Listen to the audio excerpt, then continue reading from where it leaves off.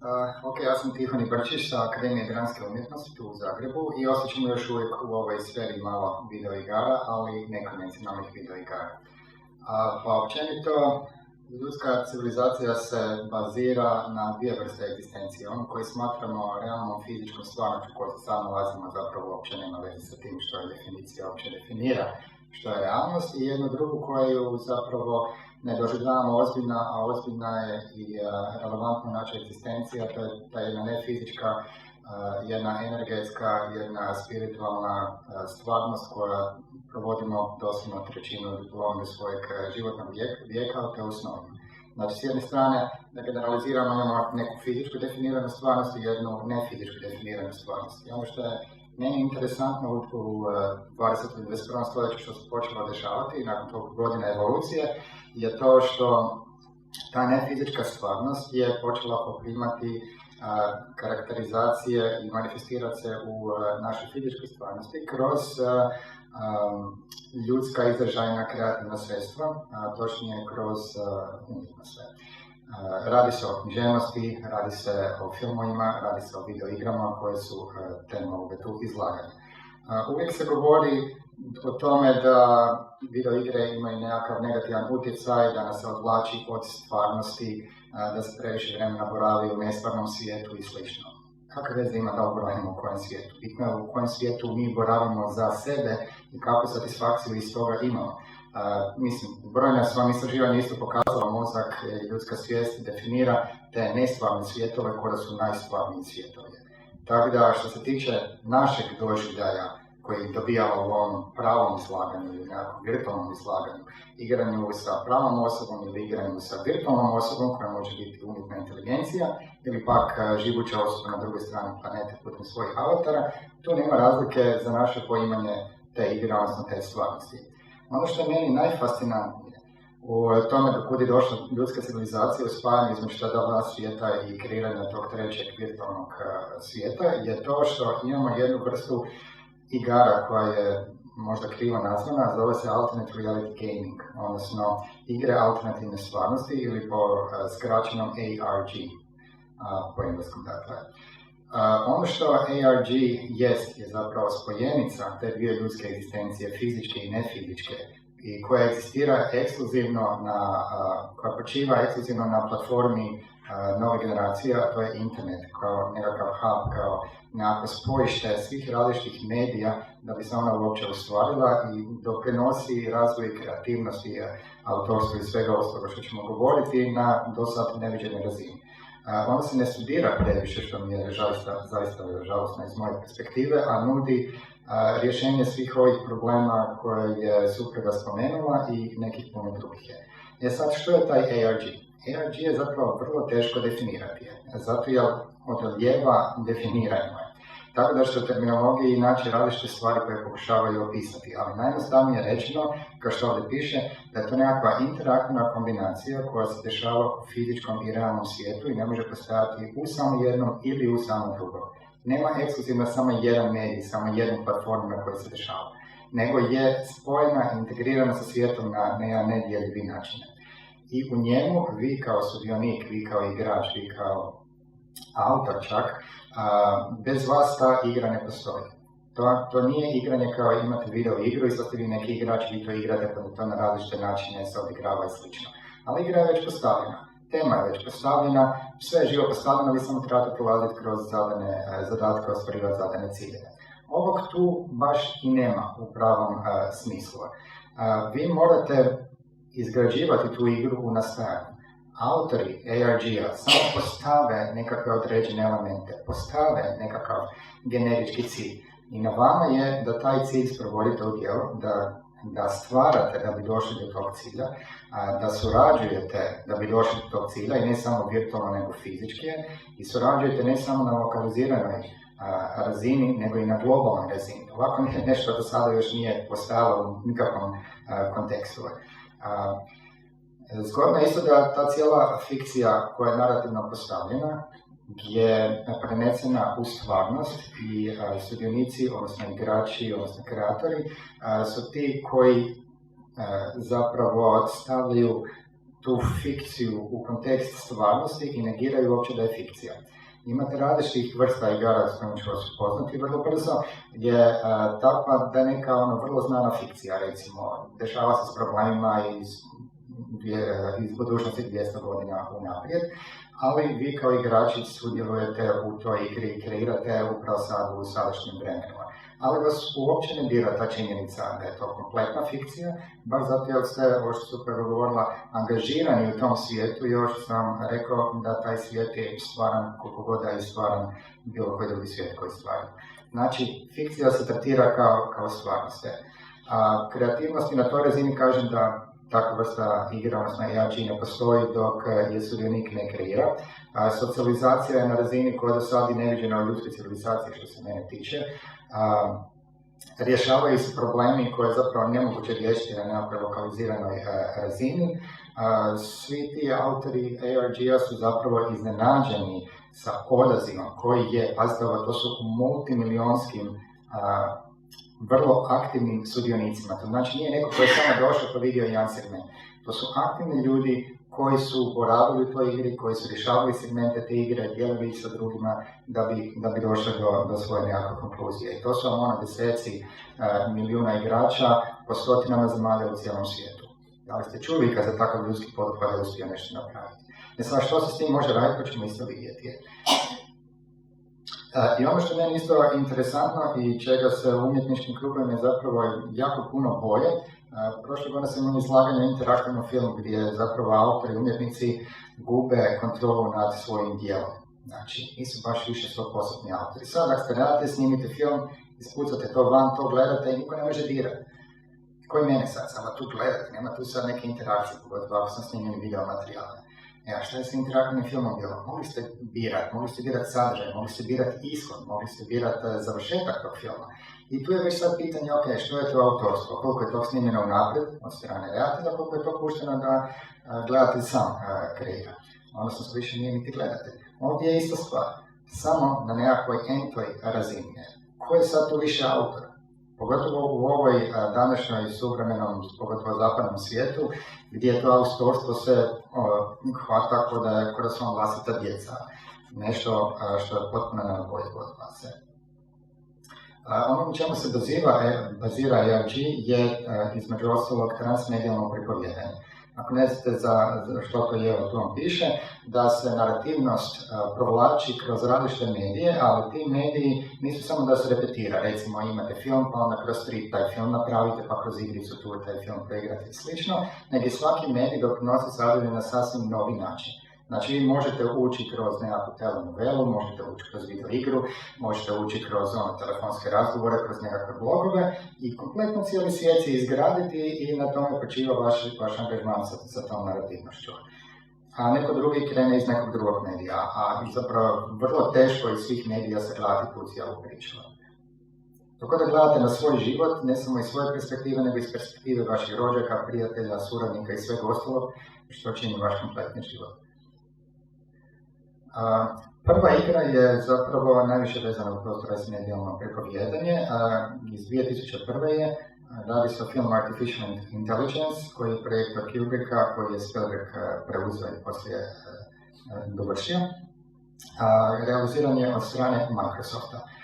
Započelo je na način da taj film na običnom plakatu ima jednu neobičnu funkciju u njoj napisano. Evo, to vam je povećano da jedna od autorica koja radila na filmu je Janine Sala. Što nije ništa posebno, ali ono što je posebno da je ona imala funkciju Sentient Machine Therapist, odnosno terapeuta svjesnih mašina, odnosno strojeva. Što je sad to? Mislim, 2001. godina je film govori o umjetnoj inteligenciji, o robotima i sličnim stvarima. Što je sad to? To je bilo dovoljno pitanje, dovoljno upitnika nekolicini ljudi da ide, internet i tek sasa od prilike pola desetljeća je bio aktualan, znači to je bila relativno nova stvar. I kažem, bez interneta ne može počivati ARG zbog dostupnosti informacija koje internet nudi. Kad su išli, tada još Google nije bilo, nisu mogli googlati, nego su išli pretraživati putem drugih tražilica njeno ime i onda su našli da ona kao stvarno postoji. ne postoji samo ona, nego instituti na kojima je ona surađivala, postoje nekakvi suradnici, onda ako dovoljno dugo ste kopali, skušali ste da se nekakve zavjere tu dešavaju. Neki njen prijatelj koji je radio na tim artificijalnim inteligentnim projektima je ubijen po nekakvom, odnosno stradao po nekakvim čudnim okolnostima i onda ako se išli kopat, vidi se da je tu bilo svega i svačega. Tu se počelo onda interferirati u sami svijet. Organizirani su vam pravi prosvjedi na ulicama u 10 najvećih američkih gradova koji su protestirali protiv robotike i umjetne inteligencije. Znači, ljudi sa transparentima su izlazili van. Ljudi koji su dogurali do određenih razina da nađu nekakve skrivene brojeve telefona, da se pojavljaju na određenim mjestima u nekakvim čudnim kafićima, da im pristupaju nekakvi nepoznati ljudi i da im druge ostatke informacije na osnovu čega se razvija ostatak igre, je bilo ono nešto nikad viđeno do tada i kažem, dobne skupine koje su angažirane i sa kojom pozadinom su došli ti ljudi su bili toliko šaroviti da PR agencije mogu samo sanjati o tome. Sljedeća stvar na kojoj se bazira je superfikcija, odnosno nadfikcija, koja je vrsta konceptualne umjetnosti koja se opet bavi s onim čime se ARG bavi, a to je da fikcija koja izlazi van stvarnosti. Jedan od poznatih standardnih primjera vam je da recimo kao konceptualni umjetnik smislite fiktivnu izložbu koja ne postoji, pa čak niti u virtualnom svijetu, postoji samo u vašoj glavi, i onda pošaljete po glavnim redakcijama u cijelom svijetu press release, odnosno novinsko izvješće, da postoji ta izložba. I onda ne samo od 1000 agencija, PR agencija u kojem ste već to poslali, dovoljno je da jedna jedina prenese to i onda to postane fizički utemeljena, kako se zove, izložba. Pravi primjer, recimo The Dark Knight, jedna najuspješnijih ARG kampanja ikada izvedena u zadnjih 2 stoljeća. To je pravi primjer kako se koristi u komercijalne svrhe, odnosno Warner Bros. Studio, filmski studio u ovom slučaju, kako je ovaj jedan od filmova o Batmanu uspio plasirati. Pa ću vam pustiti kratki taj case study od par minuta i da vidite konkretne primjere kako izgleda. Ovo su nas gore stvari za vidjeti primjer iz marketinške perspektive, zato jer oni konkretno pratite brojke, koliko je gledanost, koliko je posjećenost, koliko je interakcija i sl. Vidi se da su podatak 10 milijuna vrlo aktivnih sudionika u cijeloj ovoj priči. Vidjeli ste koliko ste mogli vidjeti sve i svašta. Kakvi su recimo bili načini komunikacije? Bili su da procure likovi iz fiktivnog svijeta, konkretno ovaj Harvey Dent koji je jedan negativaca iz filma, koji se kandidira za gradonačelnika u filmu i taj gradonačelnik iz fiktivnog svijeta prvo je prešao iz stripa u film i iz filma na fizičke ulice ne samo Gotham City, ako ne postojeći grad, nego u gradove diljem Amerike i gradove diljem svijeta. I onda ne samo da je on izašao kao lik i da je fizički se utjelovio kroz različite prava novinska izvješća, kroz različita medijska pojavljivanja i kroz fizičku komunikaciju sa skrivenim telefonima koji ste vidjeli, pazite, u tortama, s kojima je komunicirao direktno sa vama. Znači, taj neko koji je fiktivni prešao je doslovno u fizičku stvarnost. I plus ste vi kao sudionici prešli preuzeli te fiktivne karakteristike i postali sljedbenici tog, recimo, gradonačelnika ili Jokera kao negativca u drugom aspektu. Kao što vidite, ljudi su sami radili te transparente, sami su izlazili van, sami su skandirali zapravo za fiktivnog gradonačelnika. Možete misliti koje su bile reakcije njihovih sugrađana koji nisu imali pojma o čemu se radi. I oni su možda ušli unutra pa su išli gledati, googlati ko je taj Harvey Dent, o čemu se tu dešava, razumijete? Da je takva vrsta razine pomiješane stvarnosti da, vjerojatno jedan ljudima na CBS-u, ABC i ostalima koji su to prenosili im baš bilo previše jasno o čemu se radi. Intermedia je još jedna aktivnost koja je usko vezana uz taj alternate reality gaming, a to je da se miješaju različita umjetnička područja i onda nastaje nešto novo. Ovdje nam je primjer recimo slikarstvo i poezija, da daje vizualnu poeziju. Nine Inch Nails, jedna isto najnagrađenijih ARG projekata i najhvaljenijih je Year Zero. Nine Inch Nails je glazbeni band koji je promovirao svoj album na način da je stvorio taj jedan ARG projekt o jednoj postapokaliptičnoj budućnosti u kojem su vlade zapravo vođene od strane korporacije. I sad načini na koje su ono koristili da dođu i angažiraju publiku su stvarno fascinantne same po sebi. Išli su na taj protudržavni američki element koji znate nakon ovog 9/11 koji se desio je stvarno dao si maha, tako da doslovno ako vas u nekom trenutku uhvate da ste protoamerikanac imaju legalne oblasti da vas izbrišu s planete zemlje, da jednostavno nestanete legalno, znači to nije fikcija filmska, nego prava stvarnost.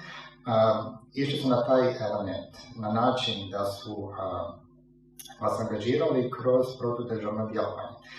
Od toga da su ulazili u igru putem recimo USB stickova ili grafita koji su ostavljeni u klubovima nekakvih WC-a, pa do toga da ste vi nalazili nekakve koordinate koje ste trebali skužiti da su GPS koordinate, pojavljivati se na njima, skužiti da su to telefonske govornice na kojima ste trebali dobiti određenu obavijest, određene znakove na kojim ćete nastaviti dalje i rješavati te, ajmo reći, pazne.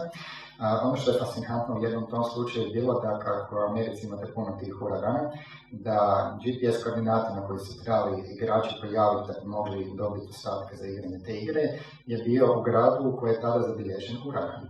I neko je stvarno išao riskirati svoj pravi fizički život da dođe u grad gdje pravi fizički uragan sa pijalicama je aktivan, da se javi na taj telefon.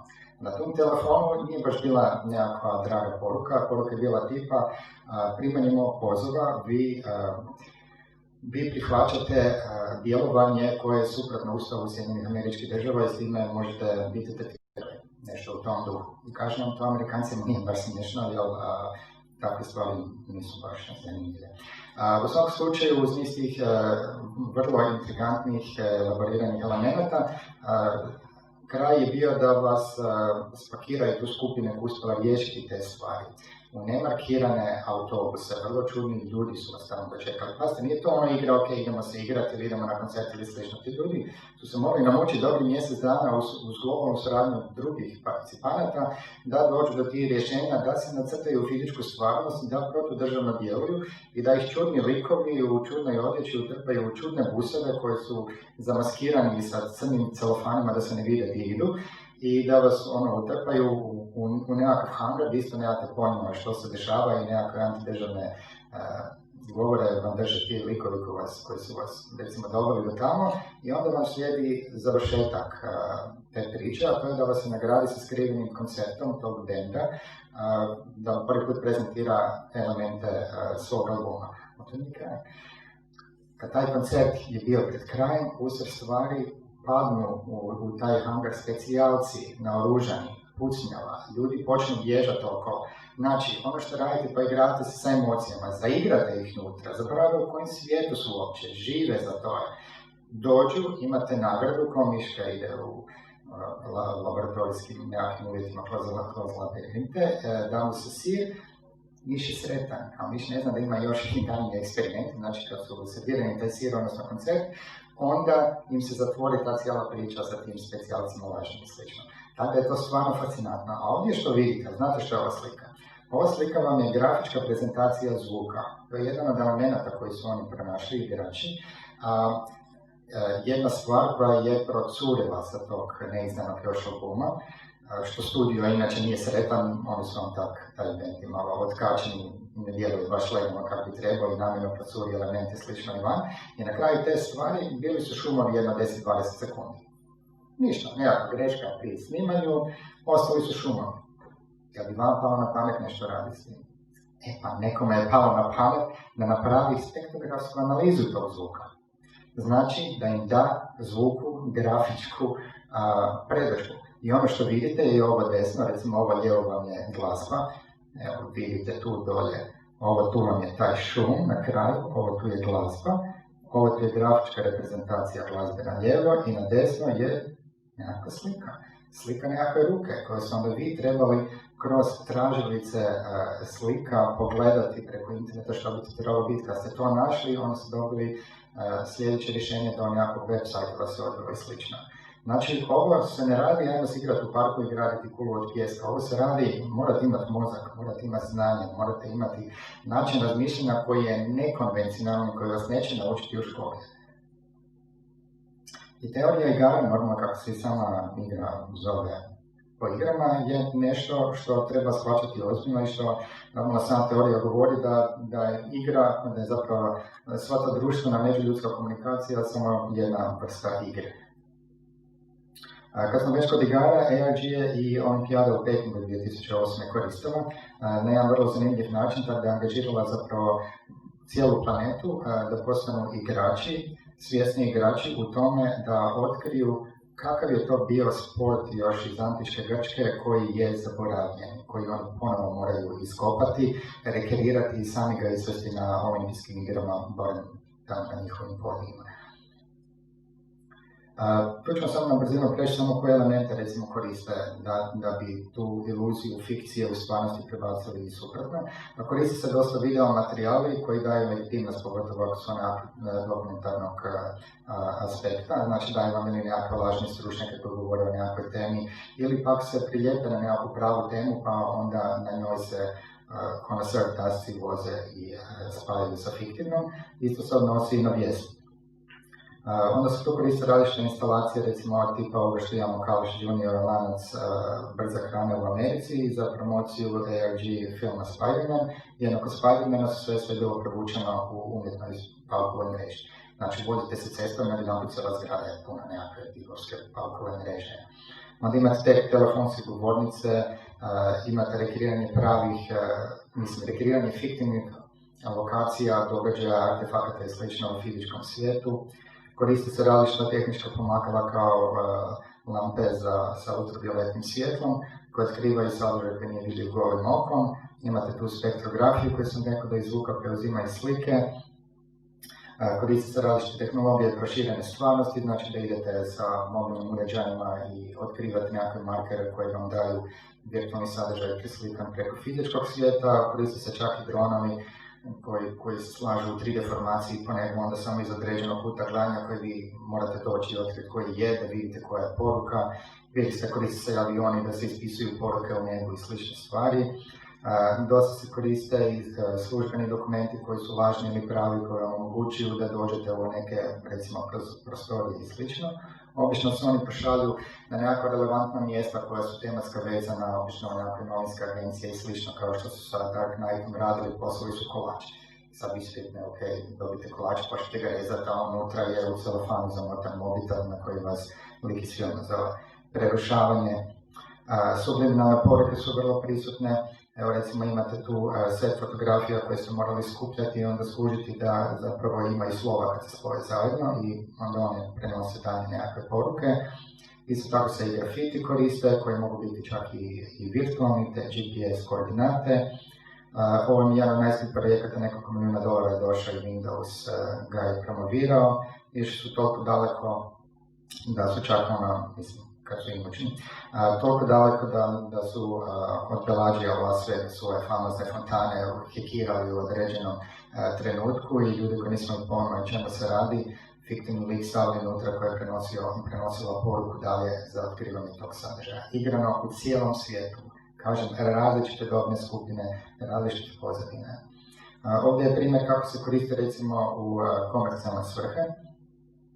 Audi je to iskoristio da bi svoj najnoviji model reklamirao na vrlo neobičan način, da niko nije niti znao da je to reklama do određenog trenutka. Ono što se desilo je da je njihov prometni model trebao biti izložen na nekakvom sajmu, ali noć ili dva prije je bio ukraden. I to se vidjelo na security kamerama i ako ste vi stvarno prolazili njihovim izlogom tada, vidjeli ste pljačkaše koji razbijaju stakla nazad cestu, ulaze unutra i bježe za autome.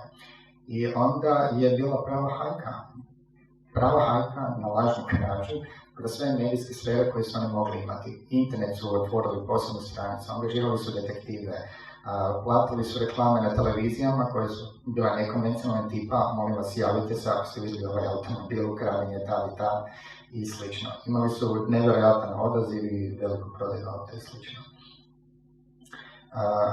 No, ovo je do sada bila, ajmo reći, nekakva zabava i angažiranje ljudi da daju svoje nekakve potencijale.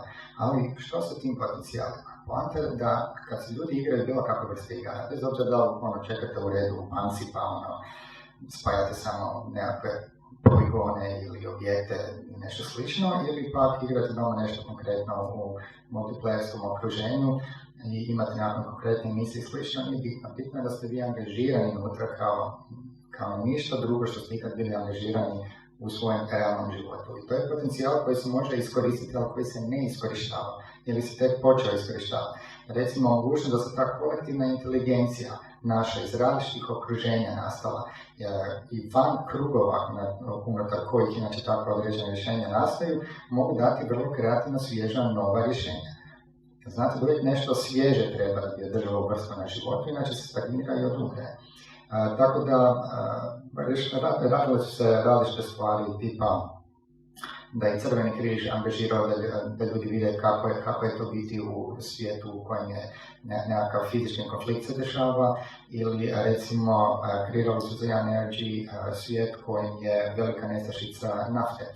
I onda su ljudi iz cijelog svijeta davali svoje vizije toga kako bi to nastalo u različitim medijima, tako da je izvan tog tanka za razmišljanje, kako se zove, i mogu biti upliv ideja kako bi se tako nešto moglo manifestirati, na koji način bi se tako nešto moglo tretirati i rješavati je. Kažem, bili su iznenađeni sa odazivom i sa rješenjima. I ono što je već supruga spomenula, igre mogu biti fantastično edukativno sredstvo. Znači, što god želite od nekakvih kompleksnih do nekih jednostavnih stvari, od osnovne škole do doktorata, uopće nije bitno, je da dobijete emotivno učenje. Znači, u svoj samo inducirani podržaj, samo induciranu želju da prolazite određenu tematiku koja je bitna za vas ili za društvo, zajednicu i slično. I tako da se u edukacijskom okruženju isto takve stvari koriste. Recimo u Americi u USU i UCLA-u koriste se upravo ARG, ali van nastavnog programa, što je zanimljivo. Zašto van nastavnog programa? I čak su dekani i profesori oni isto iznenađeni odazivom kako studenti koji su prenatrpani sa svojim obavezama posvete sve svoje slobodno vrijeme, ne bi li ispunili te zadatke.